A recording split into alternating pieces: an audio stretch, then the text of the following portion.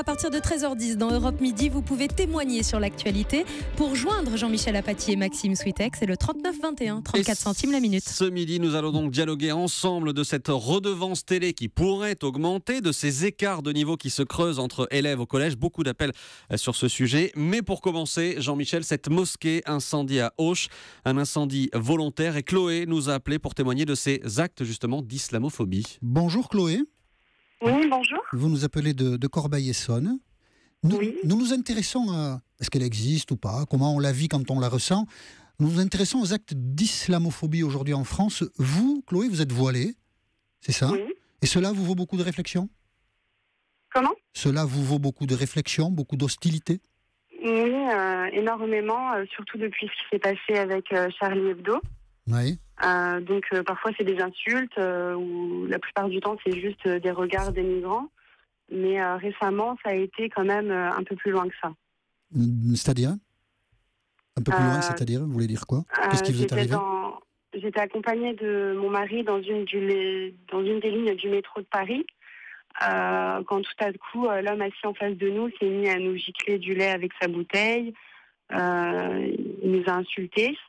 Donc on est parti dans la rame suivante et il a continué ses propos d'ordre islamophobe. Donc c'était très dénigrant. Et en sortant du métro, il nous a aussi suivis. Il a pris soin de rester derrière nous pour nous cracher dessus, continuer ses insultes, et ça a duré à peu près 15 minutes. Je ne veux pas légitimer, Chloé, ces actes-là, évidemment, qui sont condamnables, et toute violence l'est. Vous avez le droit de vivre votre religion comme vous l'entendez.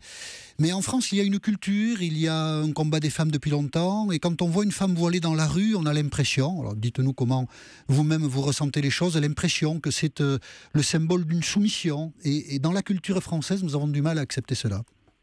Alors, pour ma part, je suis française, donc c'est vrai que je connais mes origines. Et, avant, j'étais moi-même chrétienne.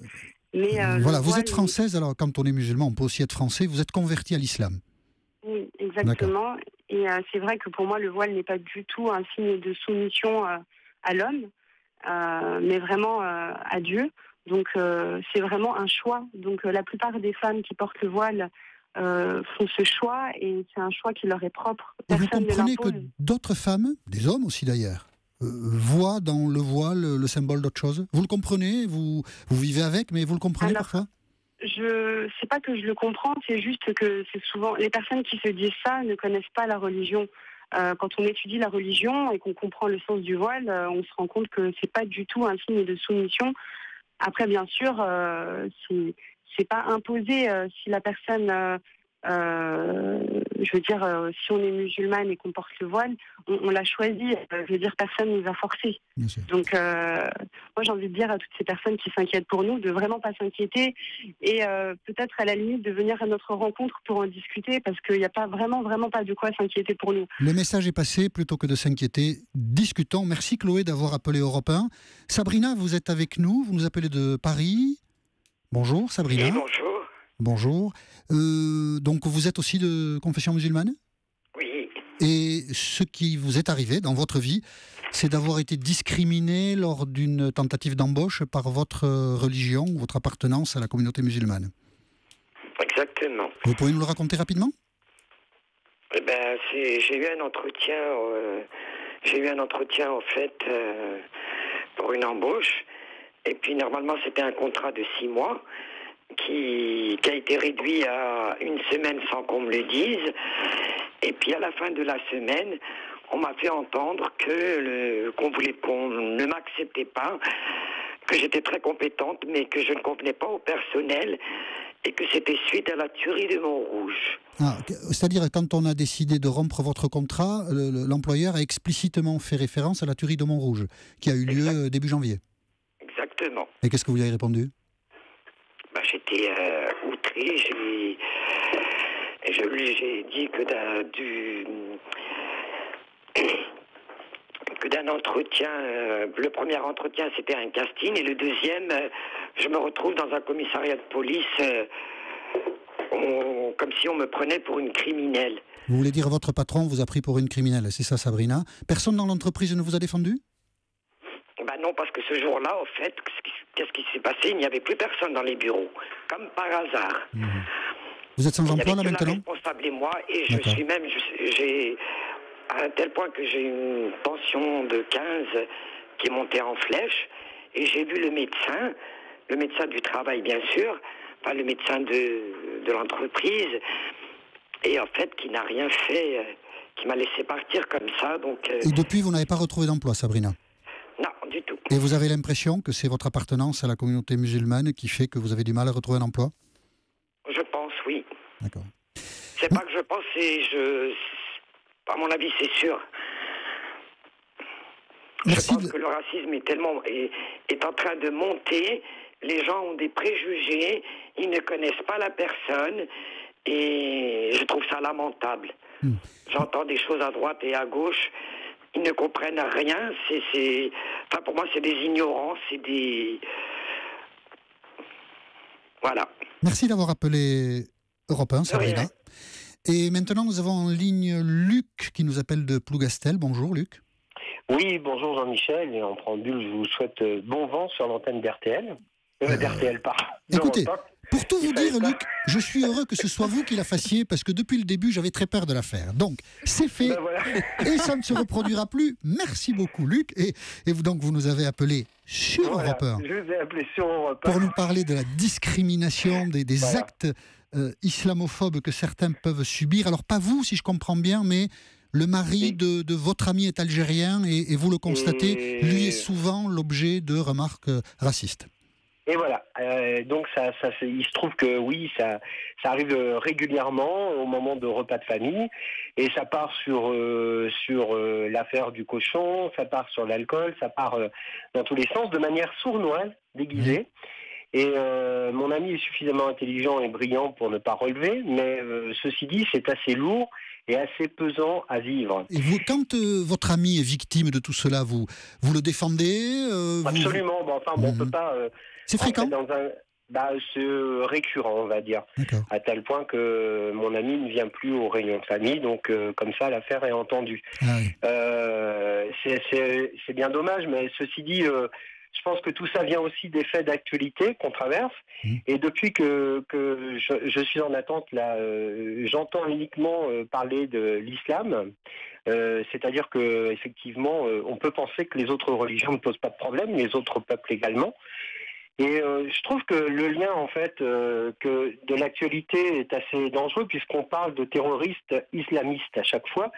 Et en fait, on met en exergue quelque part l'islam. Et en fait, l'islam n'a rien à voir avec ces terroristes, qui sont Bien que sûr, des terroristes. Vous avez raison. Ils se réclament de l'islam, mais... Voilà. Et je pense que les journalistes devraient plus parler de terroristes que de terroristes islamiques, parce que ça montre du doigt une religion, et donc forcément, après, on en a peur. Voilà. Merci de... Oui. Et je voulais terminer en disant que oui, nous en Bretagne, on n'est pas tellement concernés, mais ce sont des faits que je remarque uniquement lors de mes déplacements, en l'occurrence à la capitale, mais dans les grandes métropoles. Merci Luc, vous êtes intervenu sur l'antenne d'Europe 1, je voulais vous l'entendre dire. C'est naturel. Et il est 13h18 sur Europe 1. Jean-Michel Apathy écoute vos témoignages autour de l'actualité pour nous appeler 39 21 34 centimes la minute. Nous avons traité tout à l'heure un sujet concernant la redevance télévision. La nouvelle présidente de France Télévisions, Delphine Ernotte, envisage, pourquoi pas, parce que ses caisses ne sont pas pleines, une augmentation de la redevance. Alors, qu'est-ce que vous en pensez? Il paraît même que Bercy a pour projet, non pas d'augmenter la redevance, mais d'élargir l'assiette de la redevance. Vous avez un ordinateur, un smartphone. Et pourquoi est-ce qu'on ne vous taxerait pas? Bonjour Mathieu. Oui, bonjour Jean-Michel, merci de prendre mon appel sur l'antenne d'Europe 1. Vous êtes très bien, merci. Vous êtes avec nous depuis Toulouse, c'est ça Oui, tout à fait, la Ville Rose. Alors très simplement... Vous n'avez pas de télévision, vous? Oui, pourquoi augmenter quelque chose que je n'ai pas, déjà? Oui, mais si on augmente la redevance sur la télévision, ça vous sera égal. En revanche, si on élargit l'assiette, vous regardez la télévision sur quoi, vous? Sur ordinateur? Sur mon ordinateur avec mon forfait Internet. D'accord. Voilà. Mais de toute façon, je paye par la TVA la télévision, on va dire, le service public. Donc, pourquoi augmenter aussi, je ne comprends pas. Moi, je vous proposerais peut-être une tarification spéciale pour les étudiants. Parce que payer 130 € quand on est étudiant, ça fait un peu cher quand même. Donc, pourquoi on ne ferait pas une tarification particulière, par exemple de 50 € par an? Ça nous permettrait d'avoir une télé et d'avoir le service public de manière au quotidien. quotidien. Mais voyez, moi, par exemple, Mathieu, je suis plus Oui. étudiant, hein, ça fait, Oui. ça fait quelques années, je paye la Oui, redevance. je pense. Hein, oui, vous Je pensez. pense. Soyez gentil tout de même. Hein. Alors, Oui. voilà, d'accord. Moi, je paye la redevance, 136 euros. Hein, Oui. et je participe au financement du service public de la télévision. Et donc, je vous permets, à vous, de la regarder sur votre ordinateur. Comprenez? Je paye pour vous. Oui, mais moi, Ah, c'est pas très logique, ça, quand même. je paye quand même un service via mon opérateur auquel je suis taxé avec les taxes courantes de la vie de tous les jours. Via. Donc, Votre abonnement Internet, oui. voilà, donc. Donc, ça après, suffit. Pour moi, ça suffit. D'accord. Après, pour tout ce qui est tarification spéciale pour les étudiants, il faudrait y réfléchir. D'accord, on va y réfléchir. Ce serait pas mal. Je ne sais pas si on vous l'a dit, Mathieu, mais étudiant, c'est quand même un état transitoire. Hein. Ça ne durera pas. C'est transitoire. Ça ne mais durera bon, si pas on peut- très si on longtemps, de peut toute aider- façon. Hein. Si on peut aider sur 2 à 3 ans, pourquoi pas? D'accord, très bien. Pourquoi pas? Merci Pourquoi pas d'avoir apporté votre témoignage, Contribution. Mathieu. À bientôt. Au À revoir. bientôt. Et Au avec revoir. nous maintenant, Vincent à Verneuil-sur-Seine. Bonjour Vincent. Vincent est-il avec nous ou regarde-t-il la télévision? Peut-être s'est endormi dans la télévision. Tiens, Vincent. Ah non, je ne suis pas endormi. Ah, je très suis là. bien. Bonjour Vincent. Bonjour. Sur quelle antenne êtes-vous? Le savez-vous? Je suis sur Europe 1 et Bravo. non pas sur RTL. Ben non, vous êtes sur Europe 1, bien sûr. Et vous nous avez dit, j'utilise très peu la télévision. Voilà, c'est ça. Comment est-ce qu'on peut J'utilise très vivre peu en la utilisant télévision. très peu la télévision? Et surtout, je ne regarde quasiment jamais les programmes de France Télévisions. Ah, donc et vous ne voulez pas payer la redevance du tout? Eh ben, ça ne me dérange pas de la payer dans le sens où je pense que c'est important que le public puisse jouir du système de service public. Je pense que c'est important que le public puisse avoir des programmes de divertissement, des programmes culturels, des programmes d'information de qualité. Et je conçois tout à fait que ça me semble logique que l'on y participe financièrement. Maintenant, effectivement, il y a certaines personnes qui n'utilisent pas ces services, d'autres qui les utilisent, d'autres encore qui ont des smartphones mais qui ne les utilisent pas pour regarder la télévision. Et donc j'ai un petit peu un sentiment d'inégalité vis-à-vis de cette redevance audiovisuelle. Et donc, évidemment, comme beaucoup des auditeurs qui nous appellent, vous ne souhaitez pas qu'elle augmente.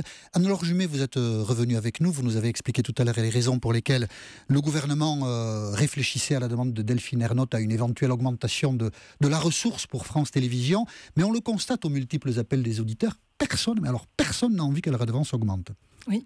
Alors, ce que souhaite Delphine Ernotte, pour être tout à fait précis, c'est d'élargir en fait cette redevance justement à ceux qui n'ont qu'un ordinateur, qu'une tablette, qu'un smartphone et pas de poste de télé. Voilà. Dans le monde, elle c'est ne dit pas que ça. Hein. Elle parle d'élargissement.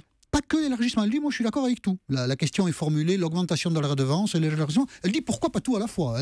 Elle tranche pas, elle. Hein. Alors à France Télévisions, en tout cas, on m'explique que c'est plutôt cette piste-là, puisque la deuxième est plutôt pour eux, pour le groupe audiovisuel, un palliatif en fait. C'est-à-dire que si on augmente la redevance, on ne va pas régler le problème plus prégnant d'une baisse future du taux d'équipement en poste de télévision. Ils le constatent dans d'autres pays, par exemple en Norvège, en Finlande, aux États-Unis, et donc ils craignent à France Télévisions notamment une baisse de 10 points du taux d'équipement dans les 2-3 ans qui viennent. Vous voyez, ça peut être très rapide. Et du coup, mécaniquement, la redevance baisserait dans cette hypothèse, dans ce scénario, et du coup, les ressources de France Télévisions s'en ressentiraient. Alors, on sent bien qu'on tourne beaucoup autour du problème. François Hollande a dit plus aucun impôt n'augmentera. Donc, si on augmente la redevance ou si on élargit l'assiette, on rend la promesse.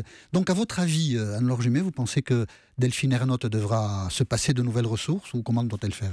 Il est possible qu'effectivement, elles doivent attendre un petit peu, puisque l'année 2016 est plutôt une année de nouvelles baisses d'impôts, plus accentuées que cette année. Vous y croyez ? En tout cas, c'est ce qui a été, c'est ce qui a été dit par le président. C'est ce qui a été dit. Et c'est vrai que c'est l'engagement.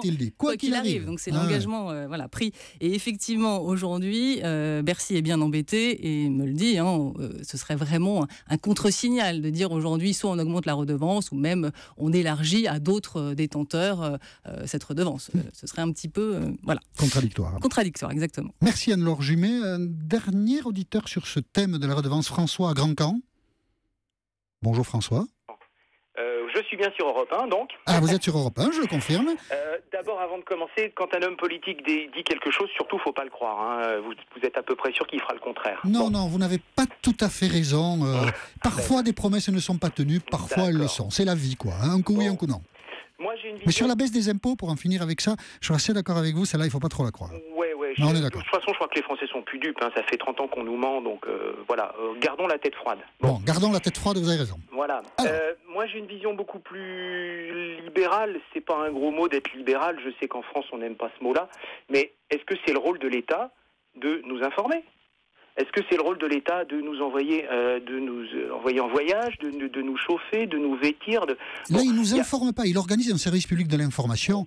Et par respect pour ceux qui y travaillent, ce sont des journalistes, des collègues à nous. Ils sont libres de leur papier, vous savez. Ce n'est pas l'État qui nous informe au travers de France Télévisions. Non, mais bon, moi je me suis un petit peu, j'ai regardé là tout à l'heure avant de vous appeler. Oui. Il y a 154 services de télévision reconnus et conventionnés en France. Oui. Bon, est-ce que sur 154, je pense que la palette est large, les Français peuvent avoir choisir le média qui les intéresse. Moi, je vais vous dire, je ne regarde plus France 2, ni TF1 d'ailleurs. J'écoute, je vais sur Internet, je vais m'informer sur TV Liberté et Réinformation TV. Voilà. Parce que je ne fais plus confiance aux organes de l'État qui nous mentent depuis 30 ans. Je crois que nous sommes un peu sortis du sujet. Je vous souhaite quand même une très bonne après-midi à l'écoute de vos télévisions que je ne connais pas. Et je vous remercie, François, d'avoir appelé Europe 1. Jean-Michel Apathy vous écoute tous les jours à partir de 13h10 sur Europe 1 pour témoigner sur l'actualité. C'est le 39 21 34 centimes la minute. Dernier sujet d'Europe Midi aujourd'hui, l'inégalité dans les collèges. Nous sommes avec Brigitte qui est à Rézé. Vous êtes professeure en lycée professionnel. Bonjour Brigitte. Bonjour. On le sait que le collège est inégalitaire. Oui, tout à fait. Najat Vallaud-Belkacem veut le réformer. Et peut-être faites-vous partie des professeurs qui refusent la réforme que propose la ministre de l'Éducation. Alors, je n'avais pas téléphoné pour parler de la réforme, mais je suis d'accord sur certains sujets de la réforme, mais pas d'autres, notamment celui sur lequel on va ajouter justement la deuxième langue dès la 5e. Je voulais intervenir parce que ça me fait doucement rigoler ces études qui sont faites pour conclure que les élèves dont les parents n'ont pas beaucoup été à l'école ont plus de difficultés que les autres. Ça, il suffit de redescendre un petit peu sur terre, de faire un petit peu de terrain et nous, en lycée pro, on est le recueil en fait de l'échec scolaire. Ça veut dire qu'aucune réforme ne pourra jamais marcher alors. Si c'est la reproduction des classes sociales, alors là, c'est pas la peine de réformer le collège. Le problème est ailleurs. Justement, il y a des petites choses qui peuvent être faites, toutes bêtes, des mesures de bon sens qui peuvent être faites Brigitte. Très tôt. Oui, tout à fait. Je vais vous le donner. Par exemple, organiser une étude du soir, une étude de l'aide aux devoirs. Comme ça permet à des enfants dont les parents n'ont pas été longtemps à l'école, et qui n'aident pas leurs enfants, qui ne peuvent pas les aider parce qu'ils sont dépassés sur certaines matières, contrairement aux autres justement dont la sociologie est un petit peu plus élevée, eh bien d'être sur le même pied d'égalité, c'est-à-dire avec un encadrement, 1 heure et demie tous les soirs, c'est rien du tout. Ça peut être encadré et de manière à lisser justement cette inégalité. Alors ça n'enlèvera jamais les qualités intrinsèques des élèves. Il y a des élèves qui sont plus intellectuels, il y a des autres qui sont plus manuels, mais au moins on pourrait rétablir une espèce d'égalité entre tous les élèves qui n'ont pas, nous on voit bien en lycée pro, on a résorbé le problème puisque nous on va aller chercher les élèves au niveau où ils nous arrivent. Et donc on donne très peu de travail le soir justement parce que nous on concentre en fait les activités, le savoir dans les heures scolaires. Alors c'est très intense, mais au moins ils sortent, et il y en a certains qui sortent et qui vont, la moitié de nos élèves poursuivent en BTS et rejoignent après des élèves qui ont été dans un parcours plus classique. Merci Brigitte pour votre témoignage. La réforme scolaire, c'est évidemment un sujet complexe. Je regrette de ne pas avoir pu donner sur ce sujet la parole à davantage d'auditeurs d'Europe 1. On essaiera d'y revenir. La rentrée scolaire, c'est la semaine prochaine, donc nous aurons l'occasion d'en reparler.